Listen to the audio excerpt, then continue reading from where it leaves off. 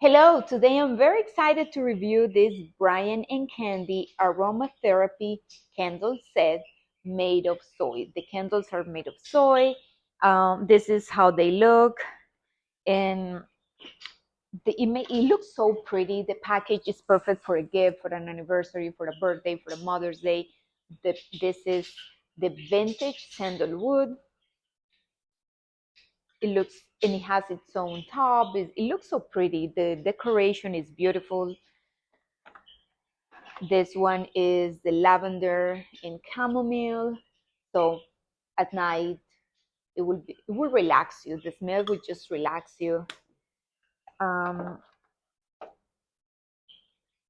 Neroli and honeycomb. I like the colors. It looks so beautiful. And also we have the cherry blossom.